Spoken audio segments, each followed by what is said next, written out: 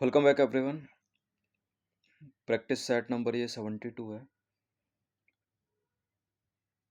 12th class की जो history NCERT हम कवर कर रहे हैं उसमें अगला टॉपिक है 18वीं सदी का भारत। ठीक है,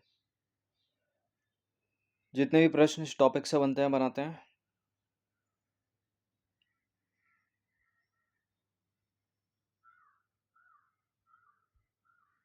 क्वेश्चन नंबर 1 है, सिखों के संदर्भ में निम्नलिखित कथनों पर विचार करेंगे। सिख धर्म की शुरुआत गुरु नानक ने की थी। सिखों को लड़ाकू समुदाय के रूप में बदलने का काम गुरु गोविंद सिंह ने किया।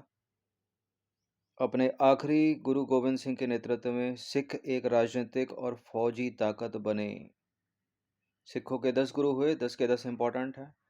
सबका क्रम आपको याद रखना है। ये पहला भी सही है, दूसरा भी सही है, तीसरा भी सही है, तीनों के तीनों करेक्ट हैं। डी है इसका आंसर। ठीक है, पहले गुरु नानक थे, 10वें गुरु गोविंद सिंह थे, 5वें अर्जुन देव, 9वें तेग बहादुर। सबसे ज़्यादा प्रश्न इनसे बनते हैं। ठीक है, दूसरे गुरु अंगद देव, तीसरे अमरदास, चौथे रामदास, 5वें अर्जुन देव।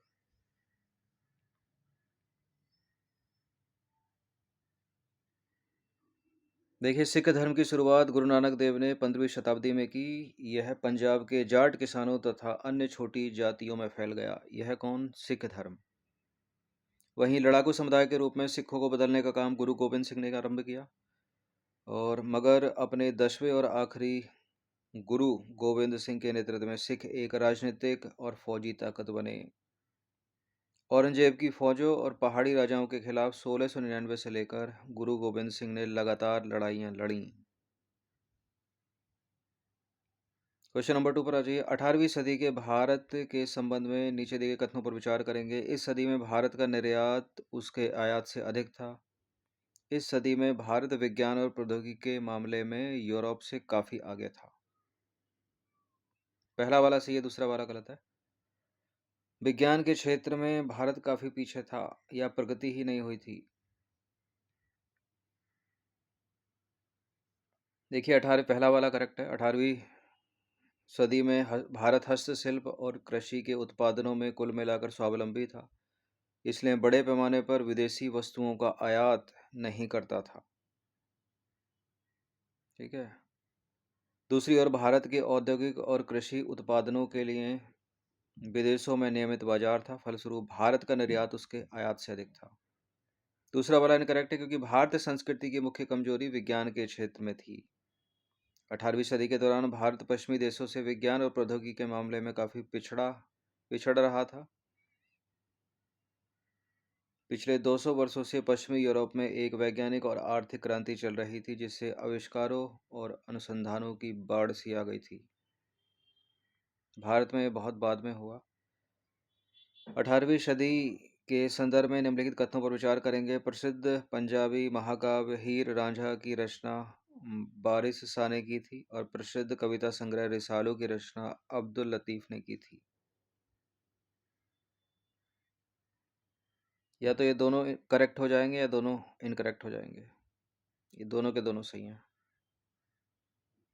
ठीक है, 18वीं सदी में मशहूर पंजाबी महाकाव्य हीर रांझा की रचना बारिश शाह द्वारा की गई और इसी सदी के दौरान शाह अब्दुल लतीफ ने अपना प्रसिद्ध कविता संग्रह रिसालो रचा। सिंधी साहित्य के लिए ये सदी विशाल उपलब्धियों की अवधि थी। सचल और शामी इस शताब्दी के महान सिंधी कवि थे।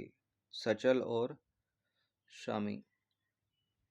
इन सभी टेस्ट की आप फुल टेस्ट सीरीज से जुड़ सकते हैं, जो कि मिलेगी पीडीएफ फॉर्मेट में। ये नंबर है इस पर व्हाट्सअप करके, पेड टेलीग्राम ग्रुप को ज्वाइन करके। क्वेश्चन नंबर 4 है, 18वीं सदी के साहित्यिक जीवन के संदर्भ में कौन सा कथन गलत है? केवल एक गलत होगा यहाँ पर और 3 जो है वो सही होंगे। केरल के महान कवि कुंचन नाम्बियार इसी समय हुए और इसी सदी में उर्दू भाषा का प्रसार और उर्दू कविता का जोरदार विकास हुआ। तमिल में सित्तर काव्य की शुरुआत इसी सदी में हुई और केरल के महान गीतकार दयाराम ने भी इसी सदी में अपनी रचनाएं लिखी। यहाँ जो इनकरेक्ट है वो चौथा वाला है, क्योंकि ये केरल के जो महान गीतकार दयाराम कवि थे, ये 18वीं सदी के उत्तरार्ध में आए थे 18वीं सदी के उत्तरार्ध में इन्होंने अपनी रचनाएं लिखी थी, न कि 18वीं सदी में। तो पहला वाला भी करेक्ट है, दूसरा वाला भी करेक्ट है, तीसरा वाला भी करेक्ट है, चौथा वाला महान करेक्ट था, क्योंकि इसी सदी के महान कवियों में से एक दयाराम ने इस सदी के उत्तरार्ध में अपनी रचनाएं लिखी। ठीक है, गुजरात के थे वो, तो रचनाएं उन्होंने इसी सदी के उत्तरार्ध में लिखी, इसी सदी के थे। 18वीं सदी में महिलाओं की सामाजिक दशा के संदर्भ में कौन सा इनकरेक्ट है? बाल विवाह का प्रचलन सामान्यतः पूरे देश में था। पूरी सदी में लड़कियों की शिक्षा पर विशेष रूप से ध्यान दिया गया। हो सकता है क्या ऐसा? सती प्रथा सामान्यतः दक्षिण भारत में प्रचलित नहीं थी, ये ठीक है। इसी समय भारत की दो बड़ी सामाजिक कुरीतियां थीं, सती प्रथा और विधवाओं की खराब अवस्था। बिल्कुल, दूसरा वाला गलत है। देखिए, पूरे भारत में 18वीं सदी को देखने से पता चलता है कि बाल विवाह प्रथा पूरे देश में प्रचलित थी। लड़कियों की शिक्षा पर ध्यान नहीं दिया गया, लड़कियों को विरले ही शिक्षा मिल पाती थी। उच्च जातियों की कुछ महिलाएं पढ़ी लिखी थी, जिसे एक अपवाद ही कहा जा सकता है। जाति प्रथा के अतिरिक्त 18वीं सदी के भारत की दो बड़ी सामाजिक कुरीतियां विधवाओं की खराब अवस्था और सती प्रथा। सती प्रथा अधिकतर राजपूताना, बंगाल और उत्तरी भारत के अन्य हिस्सों में प्रचलित थी। दक्षिण भारत में इसका प्रचलन नहीं था। मराठों ने इसे बढ़ावा नहीं दिया और राजा राम मोहन राय के प्रयासों से विलियम बेंटिक ने इसके ऊपर कानून बना दिया, गैर कानूनी इसको घोषित कर दिया। निम्नलिखित में से सरंजामी प्रथा किससे संबंधित है? ये संबंधित थी मराठा भूराजस्व से। मराठा काल में सरंजामी प्रथा भूराजस्व से संबंधित थी। इस काल में मराठा जागीरदारों को सरंजामी भूमि उनके निर्वाह के लिए दी जाती थी। मराठा राजस्व व्यवस्था के संदर्भ में निम्नलिखित कथनों पर विचार करेंगे। चौथ मराठा आक्रमणों से बचने के बदले में वसूला जाने वाला शुल्क था। सरदेशमुखी मुख्यतः मराठा शासित राज्यों से वसूला जाने वाला भूराजस्व था। देखिए, जो चौथ था वो मराठा आक्रमणों से बचने के बदले में वसूला जाने वाला शुल्क था, ठीक है। और ये जो सरदेशमुखी है, इसी चौथ पर लगने वाला अतिरिक्त कर था, इसलिए दूसरा वाला गलत है। सामान्यतः चौथ मुगल सत्ता के प्रति निष्ठा रखने वाले राज्यों से मराठा आक्रमण न करने के बदले वसूला जाने वाला कर था। इसकी मात्रा आय का 1/4 थी और सरदेशमुखी चौथ पर लगने वाला अतिरिक्त कर था, या अतिरिक्त भार कह लीजिए। इसकी मात्रा 1/10 थी। इन करों को शिवाजी द्वारा शुरू किया गया था।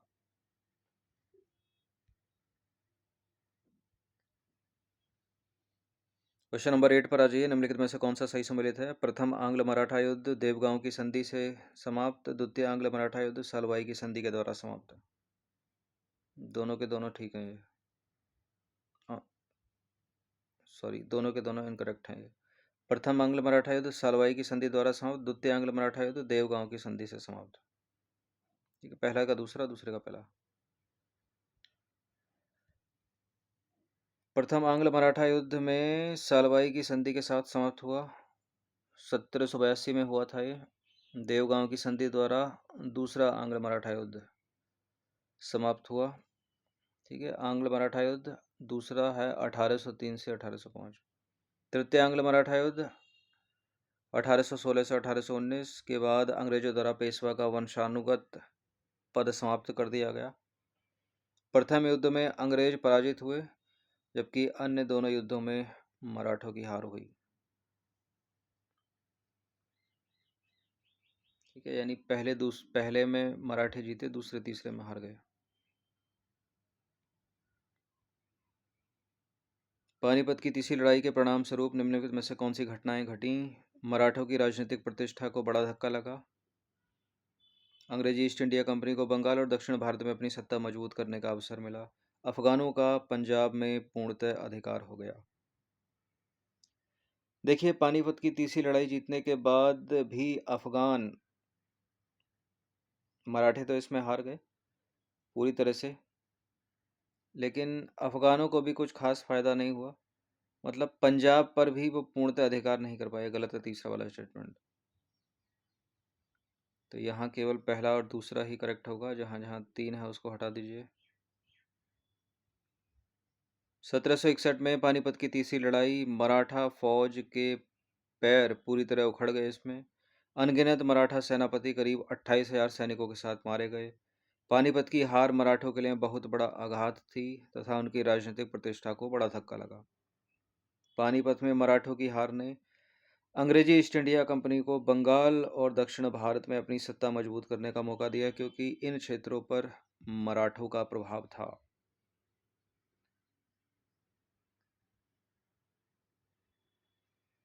पानीपत की तीसरी लड़ाई में अफगानों को भी अपनी जीत का कोई फायदा नहीं हुआ। वे पंजाब को अपने अधिकार में नहीं रख सके।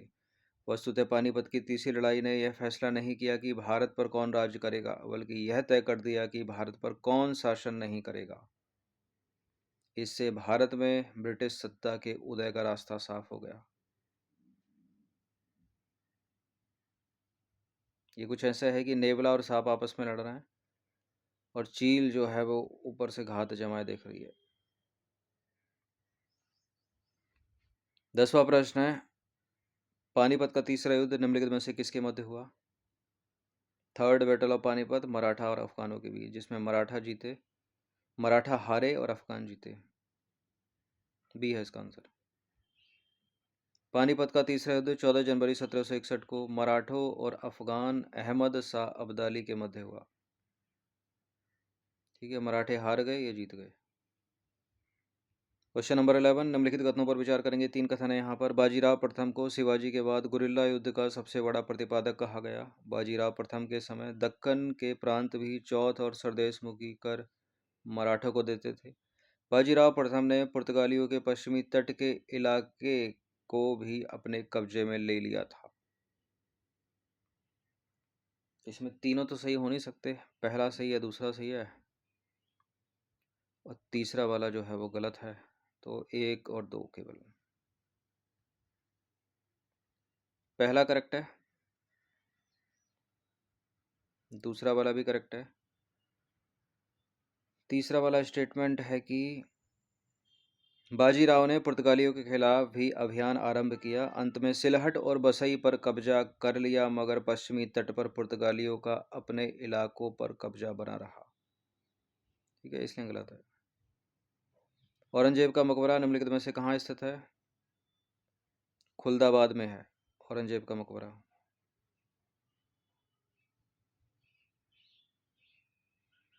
तो खुलदाबाद महाराष्ट्र में औरंगजेब का मकबरा है।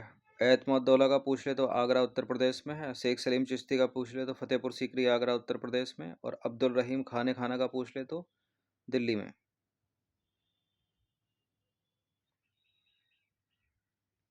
रणजीत सिंह के संदर्भ में निम्नलिखित में से कौन सा कथन गलत है? रणजीत सिंह धर्म के मामले में सहनशील तथा उदारवादी थे। वे सिखों के साथ मुसलमान संतों को भी आदर सम्मान और संरक्षण देते थे। रणजीत सिंह द्वारा शासित पंजाब एक सिख राज्य था। रणजीत सिंह द्वारा शासित पंजाब एक सिख राज्य नहीं था, क्योंकि मुसलमान जो पादरी मुसलमानों में जो मौलवी वगैरह होते थे, उनके चरणों की धूल को वो माथे पर लगाते थे। तो सभी धर्मों को वो एक जैसी तवज्जो देते थे। तो नहीं कहा जा सकता कि वो सी गलत है। देखिए, रणजीत सिंह धर्म के मामले में सहनशील तथा उदारवादी थे। वे न केवल सिख बल्कि मुस्लिम संतों को भी आदर सम्मान और संरक्षण देते थे। धर्मपरायण सिख होते हुए भी यह कहा जाता है कि वे अपने सिंहासन से उतरकर मुसलमान फकीरों की पैर की धूल अपनी लंबी सफ़ेद दाढ़ी से झाड़ते थे। वस्तुतः किसी भी दृष्टि से रणजीत सिंह द्वारा शासित पंजाब एक सिख राज्य नहीं था। जब 1809 में अंग्रेजों ने रणजीत सिंह को सतलज नदी पार करने से मना कर दिया और नदी के पूरब के सिख राज्यों को अपने संरक्षण में ले लिया, तब उन्होंने चुप्पी साध ली, क्योंकि उन्होंने महसूस किया कि उनके पास अंग्रेजों से मुकाबला करने की शक्ति नहीं है। इस प्रकार उन्होंने अपने राज्य को अंग्रेजों के अतिक्रमण से बचा लिया। मगर वह विदेशी खतरे को नहीं हटा सके तथा उस खतरे को अपने उत्तराधिकारियों के लिए छोड़ दिया। नंबर 14 है, रणजीत सिंह के संबंध में निम्न कथनों पर विचार कीजिए। 3 कथन है, कौन सा इसमें सत्य होगा? इन्होंने सतलज नदी के पश्चिम के सभी सिख प्रधानों को अपने अधीन कर पंजाब में अपना राज्य कायम किया। इन्होंने जीते हुए क्षेत्रों में मुगल भू राजस्व व्यवस्था के स्थान पर एक नई व्यवस्था आरंभ की। इनकी फौज में केवल सिख लोग ही शामिल थे। ऊपर की व्याख्या से डी वाला तो गलत कर ही लोगे, ठीक है। और इन्होंने कोई नई व्यवस्था नहीं जो है लागू की अपनी भू राजस्व व्यवस्था में, उसी पहली वाली को चलने दिया। तो पहला ही वाला सही है केवल, पहला वाला कथन सत्य है, ठीक है। जो इनकरेक्ट है उनको पढ़ते हैं। दूसरा वाला गलत है, क्योंकि इन्होंने जीते हुए प्रदेशों में मुगलों द्वारा लागू की गई भू राजस्व व्यवस्था में कोई परिवर्तन नहीं किया। भू राजस्व का हिसाब 50% सकल उत्पादन के आधार पर लगाया गया। तीसरा वाला गलत है, रणजीत सिंह की फौज केवल सिखों तक सीमित नहीं थी, बल्कि इन्होंने गोरखा, बिहारी, उड़िया, पठान, डोगरा, पंजाबी मुसलमानों को भी अपनी सेना में भर्ती किया। रणजीत सिंह ने यूरोपीय प्रशिक्षकों की सहायता से यूरोपीय ढर्रे या पद्धति पर शक्तिशाली, अनुशासित और सुसज्जित फौज तैयार की।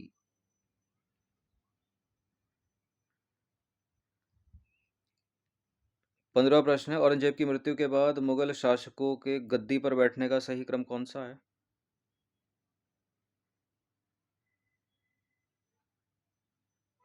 औरंगजेब की मृत्यु के बाद जहांदार शाह, फर्रुखसियार, शाह आलम द्वितीय और बहादुर शाह प्रथम।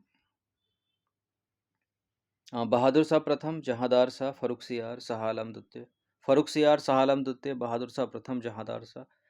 और चौथा है शाह आलम द्वितीय, बहादुर शाह प्रथम, जहांदार शाह, फर्रुखसियार।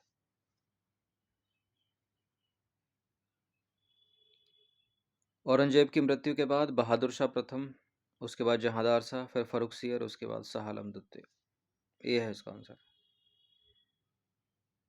औरंगजेब की मृत्यु के बाद उसके तीनों बेटों के बीच गद्दी के लिए संघर्ष हुआ, जिसमें 65 वर्षीय बहादुर शाह विजयी रहा। उसने 1707 से 1712 की अवधि तक शासन किया।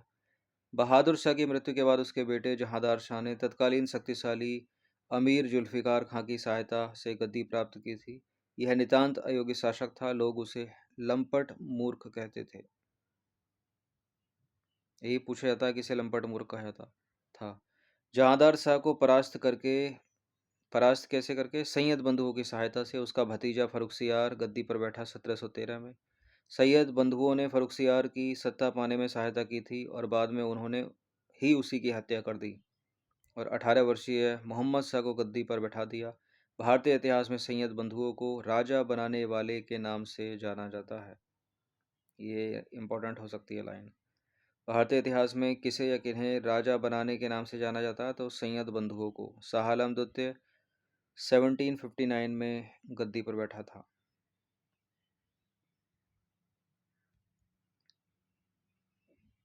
क्वेश्चन नंबर 16 पर आ जाइए। सूची 1 को सूची 2 के साथ सम्मिलित करेंगे। नीचे दिए गए कूट का प्रयोग करके सही उत्तर का चुनाव कीजिए। यह है सूची 1 में क्षेत्र और यह है शासक। त्रावणकोर राज्य, आमेर, जाट राज्य और रुहेलखंड। त्रावणकोर राज्य का शासक राजा मार्तंड वर्मा, आमेर का जयसिंह, जाट राज्य का सूरजमल, रुहेलखंड का अली मोहम्मद खां। तो 1 2 3 वाला ही बनता है। पहले का पहला, दूसरे का दूसरा, तीसरे का तीसरा, चौथे का चौथा। पढ़ सकते हो आप ये।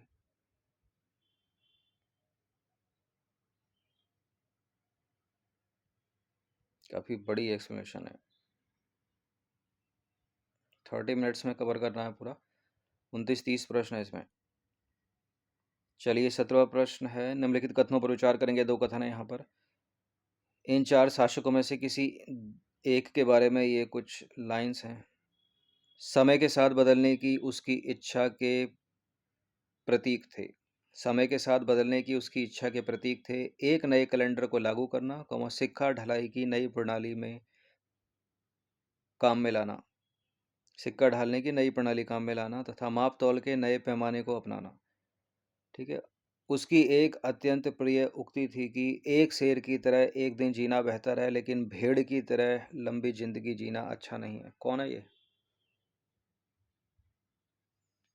ये है Tipu Sultan. Option number A. इनके पिताजी हैदर अली।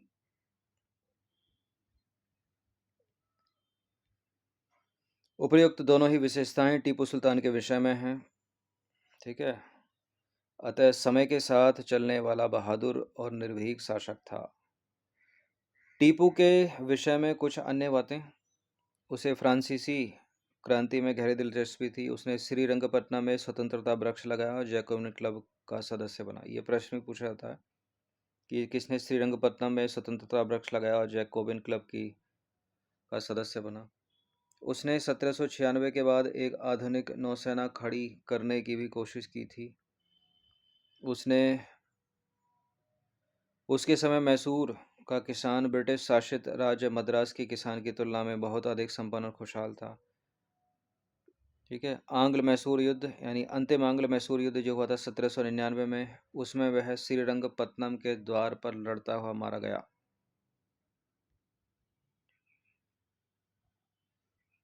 अठारह प्रश्न है। हैदर अली के संदर्भ में निम्नलिखित कथनों पर विचार करेंगे।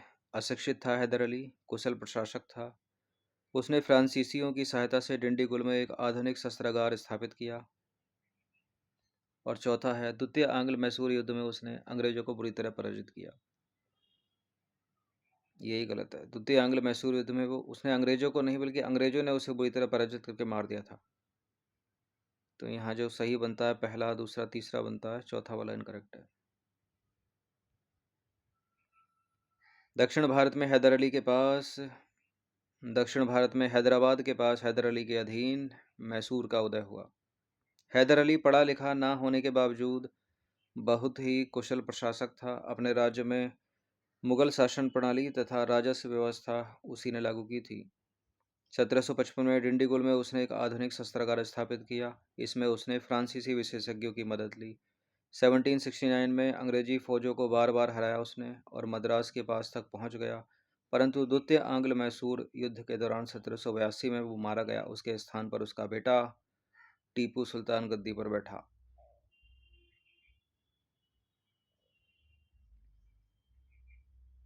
टीपू सुल्तान के ऊपर भी एक फिल्म बननी चाहिए बॉलीवुड में। एक सीरियल तो चलता था, the sword of Tipu Sultan, 1990, पुराना धारावाहिक था काफ़ी। 19वां प्रश्न है। मुगल साम्राज्य के पतन के समय अवध के स्वायत्त राज्य का संस्थापक निम्नलिखित में से कौन था?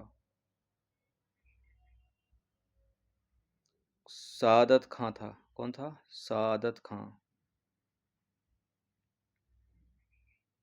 मुगल साम्राज्य के पतन के समय अवध के स्वायत्त राज्य का संस्थापक सादत खां बुरहानुल मुल्क था।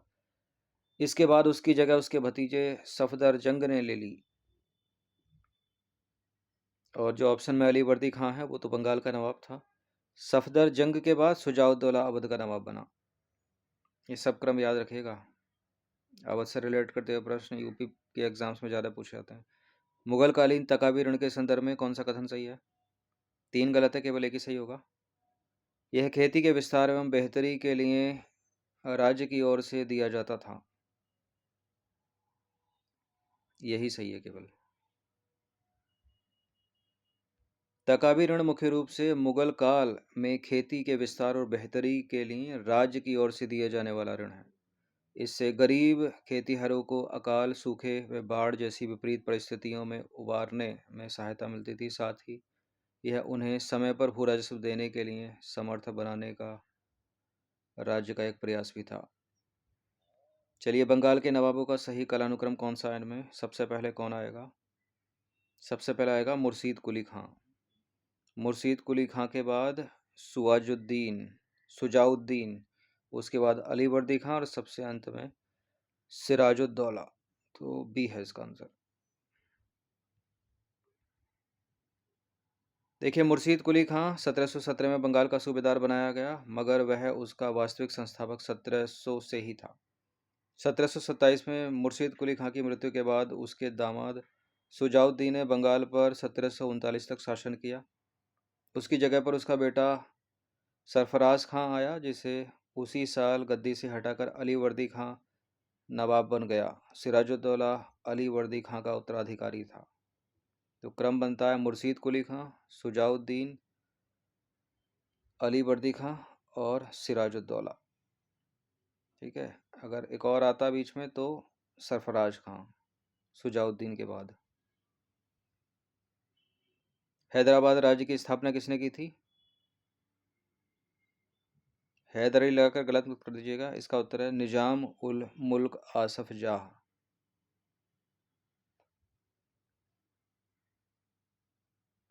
निजाम उल मुल्क आसफ जाह ने 1724 में हैदराबाद राज्य की स्थापना की थी। उसको दक्कन के वायसराय का खिताब प्राप्त हुआ था। निम्नलिखित में से कौन मुगल साम्राज्य का अंतिम बादशाह था? बहादुर शाह द्वितीय। बहादुर शाह द्वितीय अथवा बहादुर शाह जफर अंतिम मुगल सम्राट था। इसके पिता का नाम अकबर शाह द्वितीय था। निम्नलिखित में से कौन सा कथन असत्य है? अहमद शाह अब्दाली नादिर शाह के सबसे काबिल सेनापतियों में से एक था। उसने 1761 में मराठों को पानीपत की तीसरी लड़ाई में हराया। अब्दाली ने मुगल साम्राज्य में कई बार लूटपाट की। तो सारे सही लग रहे हैं। ठीक है, सारे सही हैं तो उपरोक्त में से कोई नहीं। कोई गलत पूछ रहा, कौन सा गलत? तो कोई भी गलत नहीं है तो डी लगाएंगे। अहमद शाह अब्दाली नादिर शाह के सबसे काबिल सेनापतियों में से एक था। उसने मुगल साम्राज्य में खासकर दिल्ली मथुरा में कई बार लूटपाट की। उसने अपने स्वामी के मरने के बाद अफगानिस्तान पर अपनी सत्ता कायम रखने में सफलता प्राप्त कर ली थी। उसने 1761 में मराठों को पानीपत की तीसरी लड़ाई में हराया। इस हार से मराठों की इस महत्वाकांक्षा को बड़ा धक्का लगा कि वे मुगल बादशाह पर नियंत्रण रखेंगे और देश पर आधिपत्य कायम करेंगे। शाह आलम द्वितीय के संदर्भ में निम्नलिखित कथनों पर विचार करेंगे। दो कथन है यहाँ पर, कौन सा इसमें सही होगा? इसे अपने वजीर से जान का खतरा था, जिस कारण अपने शासन के आरंभिक वर्षों में ही राजधानी से दूर रहा। इसे बक्सर की लड़ाई के बाद कंपनी का पेंशन याफ्ता बनकर इलाहाबाद में रहना पड़ा। शाह आलम द्वितीय के बारे में ये दोनों के दोनों कथन सही हैं। सी है इसका आंसर। ठीक है। शाह आलम द्वितीय को अपने वजीर से जान का खतरा था, अतः अपने शासन के आरंभ के वर्षों में अपनी राजधानी से दूर एक स्थान से दूसरे स्थान पर घूमता रहा। 1764 में बंगाल के मीर कासिम और अवध के शुजाउद्दौला के साथ मिलकर अंग्रेजी ईस्ट इंडिया कंपनी के खिलाफ बक्सर की लड़ाई में हिस्सा लिया। इसमें अंग्रेजों से हार जाने के बाद वह कई वर्षों तक इलाहाबाद में ईस्ट इंडिया कंपनी का पेंशन याफ्ता बनकर रहा। 1772 में मराठों के संरक्षण में ब्रिटिश आश्रय छोड़कर दिल्ली लौटा, परंतु अंग्रेजों ने 1803 में दिल्ली पर कब्जा कर लिया। तब से लेकर 1857 तक, जब मुगल वंश अंतिम रूप से खत्म हो गया, मुगल बादशाह अंग्रेजों के लिए केवल राजनीतिक मोहरा बने रहे। 26वां प्रश्न है, नादिर शाह के आक्रमण के समय निम्नलिखित में से कौन सा कथन गलत है? नादिर शाह भारत के प्रति यहाँ के अपार धन के कारण आकर्षित हुआ था। मुगल फौजों से उसका मुकाबला करनाल में हुआ। भारत में लूट से प्राप्त धन के कारण उसने अपने राज्य यानी ईरान में 3 सालों तक कोई कर नहीं लगाया। उसने शाहजहां के रत्न जड़ित मयूर सिंहासन यानी तख्ते ताउस को नष्ट कर दिया और प्रसिद्ध कोहिनूर हीरा अपने साथ ले गया। देखिए, जब इसने दिल्ली पर आक्रमण किया था नादिर शाह ने, तो शाहजहां के रत्न जड़ित मयूर सिंहासन को भी लूट लिया। इसने अपने साथ ले गया, नष्ट नहीं किया था, इसको पता थी कीमत उसकी। और कोहिनूर हीरा भी अपने साथ ले गया, और अपने साथ ले गया अच्छी नस्ल के घोड़े। तो गलत, पहला सही, दूसरा सही, तीसरा सही, ये चौथा वाला ही गलत है। तख्ते ताउस नष्ट नहीं किया था उसने। कोहिनूर हीरा जैसे साथ ले गया वैसे उसको भी साथ ले गया। देखिए, नादिर शाह भारत के प्रति यहाँ के अपार धन संपदा के कारण आकर्षित हुआ था। निरंतर अभियानों ने फारस को वस्तुतः दिवालिया बना दिया था, अतः उसे फौज के रखरखाव के लिए धन की आवश्यकता थी, इसलिए दिल्ली आकर लूट लिया उसने। मुगल फौज से 13 फरवरी 1739 को उसका मुकाबला हुआ, जिसमें मुगल सेना बुरी तरह परास्त हुई। इसके बाद नादिर शाह ने राजधानी में भयंकर कत्लेआम और लूटपाट की। अनुमानतः उसने कुल मिलाकर 17 करोड़ रुपए का माल भारत से लूटा। उसने अपने राज्य में 3 सालों तक इसके चलते कोई कर नहीं लगाया। वह प्रसिद्ध कोहिनूर हीरा तथा शाहजहां का रत्न जड़ित मयूर सिंहासन यानी तख्ते ताऊस भी साथ ले गया, इसलिए डी गलत है। नादिर शाह ने मोहम्मद शाह को सिंधु नदी के पश्चिम के साम्राज्य के इलाके को उसे दे देने के लिए मजबूर भी किया। जब उसने दिल्ली लूटी तो दिल्ली पर मोहम्मद शाह का शासन था, जो रंगीला बादशाह था। मुगल काल में इजारेदार निम्नलिखित में से किससे संबंधित है? मुगल काल में इजारेदार है लगान वसूलने वाला ठेकेदार। देखिए, इजारेदार उन्हें कहते थे जिससे शासक द्वारा लगान वसूलने का करार किया जाता था। इस व्यवस्था को इजारेदारी कहते हैं।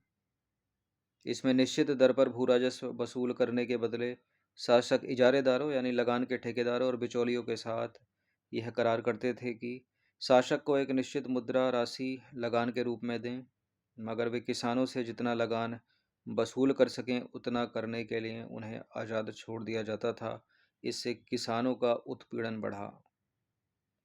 हालांकि मुगलों के द्वारा इस व्यवस्था को नापसंद किया गया, फिर भी जहांदार शाह के काल में इसे बढ़ावा दिया गया। 28वां प्रश्न है और शायद यही अंतिम प्रश्न है, एक और है इसके बाद। मुगल शासक जहांदार शाह के संदर्भ में निम्नलिखित कथनों पर विचार कीजिए। जहांदार शाह ने जुल्फिकार खां की सहायता से गद्दी प्राप्त की। उसके समय जजिया समाप्त किया गया। इसी के शासनकाल में आमेर के शासक जयसिंह को मिर्जा राजा सवाई की पदवी दी गई। मुगल शासक जहांदार शाह के संदर्भ में पहला सही है, दूसरा सही है, तीसरा सही है, तीनों के तीनों सही डी है। इसका आंसर 1 2 3। जहांदार शाह ने तत्कालीन सबसे शक्तिशाली शासक जुल्फिकार खां की सहायता से गद्दी प्राप्त की थी। जहांदार शाह के समय जुल्फिकार खां वजीर बना और साम्राज्य को बचाने के लिए अनेक कदम उठाए। इसी क्रम में घृणित जजिया को समाप्त किया गया। आमेर के जयसिंह को मिर्जा राजा सवाई की पदवी दी गई और उन्हें मालवा का सूबेदार बना दिया गया। अंतिम प्रश्न यह है कि नादिर शाह का आक्रमण निम्नलिखित में से किस मुगल बादशाह के समय हुआ था? तो इसका उत्तर है रंगीला बादशाह। कौन सा है? मोहम्मद शाह रंगीला।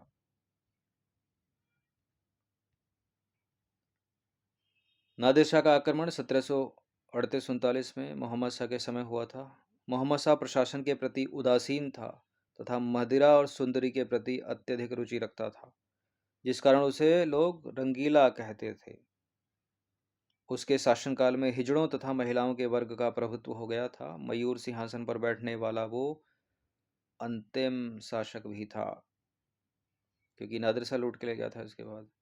तो इस टॉपिक से निकलते हैं इंपॉर्टेंट 29 प्रश्न। इनकी प्रैक्टिस कर लीजिएगा किसी भी स्टेट के पीसीएस के लिए, और यूपीएससी सिविल सर्विसेज तक ये प्रश्न इंपॉर्टेंट है। जो इनकी पीडीएफ प्राप्त करना चाहते हैं, पीडीएफ पेड है, ये नंबर है, इस पर व्हाट्सअप करके आप डिटेल्स ले सकते हो, ज्वाइन कर सकते हो। ठीक है, प्रैक्टिस करते रहिएगा। धन्यवाद।